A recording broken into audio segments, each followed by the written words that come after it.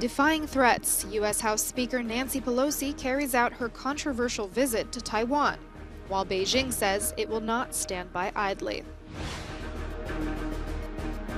In Yemen, warring parties agree to renew an existing truce for 2 more months. That's according to the United Nations. And in Spain, research shows this July was the deadliest since 2015, with extreme heat responsible for 4 times more deaths than last year. Defying multiple threats from Beijing, U.S. House Speaker Nancy Pelosi carried out her controversial visit to Taiwan, meeting with President Tsai Ing-wen on Wednesday. She's the highest-ranking U.S. official to visit the self-ruled island, which China sees as a breakaway province, in 25 years.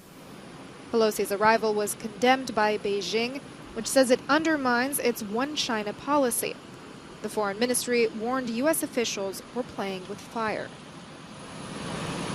To prove its intent, China put its military on high alert and launched a series of military operations around Taiwan, with more drills planned for Thursday through Sunday. On the diplomatic front, the U.S. ambassador to China was summoned and told that Washington will pay the price for Pelosi's visit. Chinese state television said the trip sends a seriously wrong signal to separatist forces for Taiwan independence. The White House says that President Joe Biden has been trying to keep communication lines open with his Chinese counterpart and reiterated that Washington remains firm in its support for the one China policy. Pelosi's trip to Taiwan is part of a 4-day congressional visit to Asia, which is planned independently of the presidency. Biden's spokesperson played it down, saying there was no need for China to create any crisis or conflict from the situation. Footage has appeared of smoke rising over Kabul, said to have been filmed after the US drone strike on the home where Al-Qaeda leader Ayman Al-Zawahiri was killed. Washington says the death of the man said to have helped mastermind the 2001 terrorist attack on the US might bring closure to families of the victims of the 7/11 attacks. President Joe Biden, together with his security team, approved the drone strike in the center of Kabul. His spokesperson, John Kirby, said Afghanistan is not a safe haven for terrorists.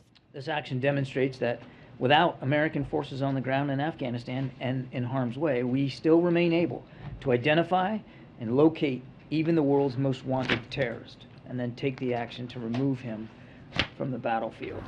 Doubts emerge among locals whether Al-Qaeda's chief was killed in the drone strike. Many don't believe Al-Zawahiri was even hiding in the Afghan capital. First, I do not think the leader of Al-Qaeda could be in Kabul because this is a terrorist group. I do not think they would send their leader to Afghanistan.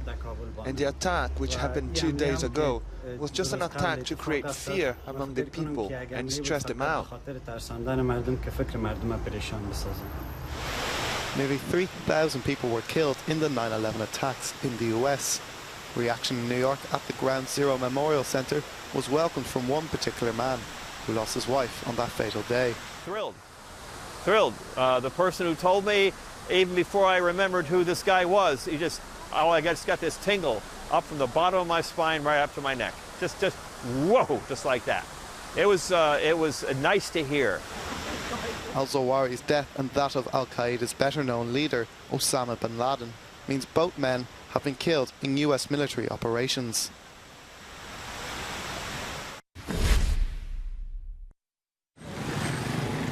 The United Nations says Yemen's warring parties, the international recognised government and Houthi rebels, have agreed to renew an existing truce for another 2 months. It comes despite international pressure for an extended and expanded deal.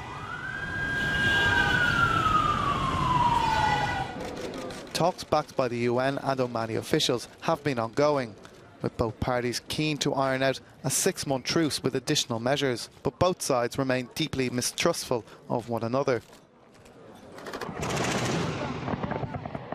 Yemen's civil war erupted in 2014, when Houthis descended from the northern enclave and took over the capital, forcing the government to flee to the south before its exile in Saudi Arabia. A Saudi-led coalition then entered the conflict in early 2015 to try restore the government to power. However, it quickly turned into a proxy war between regional foes, Saudi Arabia and Iran. To date, it has killed tens of thousands of people and caused millions to go hungry.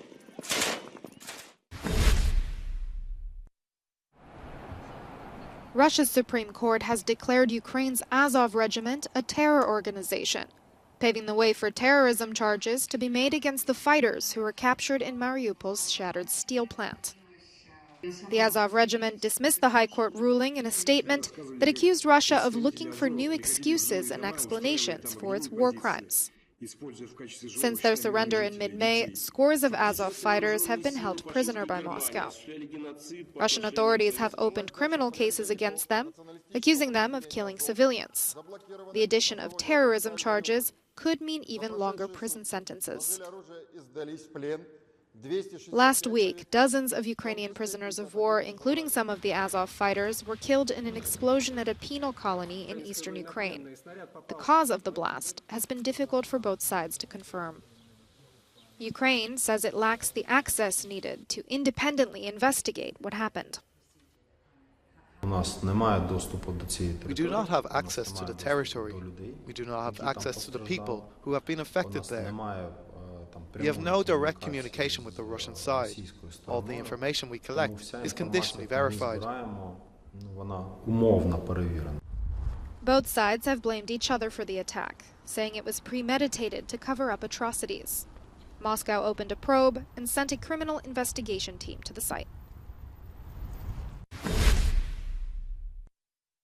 France is facing yet another heat wave, the third so far this summer. The country's weather agency has issued warnings for Wednesday and Thursday when temperatures are expected to rise across the country. 35 to 39 degrees Celsius are forecast to be registered across France, with the exception of the northern portion of the country's Atlantic coast. In the country's southwest, 40 degrees Celsius are set to be registered.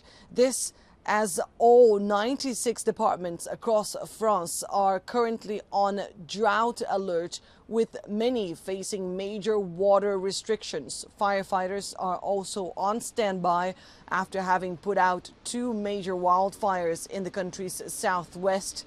They say they are bracing for more episodes of wildfires to come over the next few days. Annelise Borges is in Paris for Euronews. Europe's summer may be drawing to a close, but scorching temperatures continue to cause havoc across the continent. In Spain, extreme heat has left thousands dead. July was Spain's deadliest since 2015, with more than 2,000 excess deaths due to the heat. Lorenzo Armenteros, the spokesman for the Society of General and Family Physicians of Spain, explains the trauma heat can cause the body. Most deaths are a consequence of heat stress. It can affect multiple organs, decompensating them significantly and causing multi-organ failure and subsequently death. Spain also has the highest number of deaths in Europe due to the heat in the last week. Most deaths occur in the elderly, who are the most vulnerable to the heat. But all ages can succumb to the effect of high temperatures. In addition, experts say the high temperatures can lead to an increase in heart attacks, pulmonary thrombolisms, and embolisms.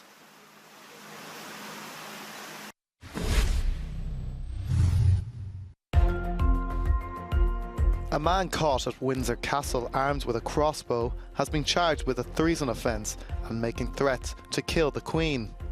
The 20-year-old was arrested at the official royal residence on Christmas Day, when the 95-year-old monarch was present at the castle celebrating with family.